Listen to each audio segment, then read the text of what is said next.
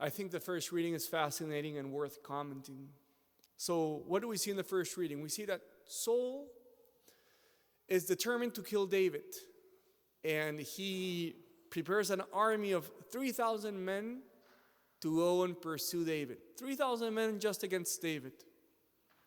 And David describes himself in this unfortunate circumstance as a dead dog or a single flea. That's how small he felt before this huge army that was after him. But tables turn, and suddenly Saul is put at the mercy of David in that cave where David could have killed him. But David recognizes that Saul is the anointed one. And even though he is trying to kill him, and killing Saul would have relieved him from all of his anxieties and threats, he says, "You are the anointed one."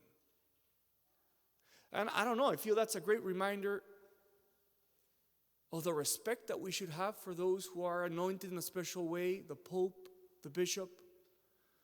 Perhaps sometimes we forget that they're anointed, and we can, and I speak for myself first obviously, we can have the freedom of speaking too lightly about those who are anointed. Not that we're blind to their defects, but still that consideration with those who have been anointed by the Lord in a special manner. In any case, David chooses not to kill Saul, but reveals to Saul that he had the chance to kill him and chose not to. So what can we learn about this way that David acts? The first thing is that I think it's a great reminder of one of the great precepts of us Christians: forgiveness of our enemies. That's one of the hardest precepts that we ought to live out to. But something that should distinguish us as Christians is the forgiveness of our enemies.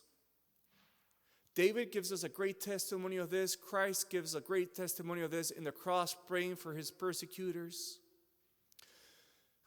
In these moments of social turmoil, it's a great reminder that we should always have an attitude of mercy and forgiveness towards those who think differently, who act differently than our own convictions. But there's one more detail. David chooses to forgive Saul. And I saw in this forgiveness a great image of confession. Let me explain myself. If you think about it, when we go to confession, we've been like an enemy to God many times with our 3,000 sins against God. And then when we go into the confession, we recognize all of our sins. And we humble ourselves before him. And that's when God we are at his disposition in the same way that Saul was at David's mercy. And instead of God punishing us accordingly to our sins, God forgives us in the same way that David forgives Saul. Let me finish with this. How does Saul react to this supreme act of mercy? He says, "My son David." His heart is changed. His heart is moved. David was first his enemy, but after this act of mercy that he receives, he says, "My son David." It's a transformation. I'm just wondering, when we go to confession, is our heart transformed in the same way that Saul's heart was transformed? Are we surprised as Saul by the mercy that we have received, or do we presume that we're going to be forgiven because we deserve it?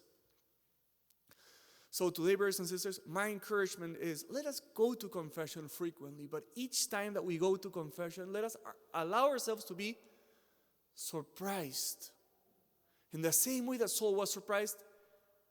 And as we are surprised, our hearts transformed. Saul said, "My son David." We could say, "God our Father, you forgive me because you are my Father."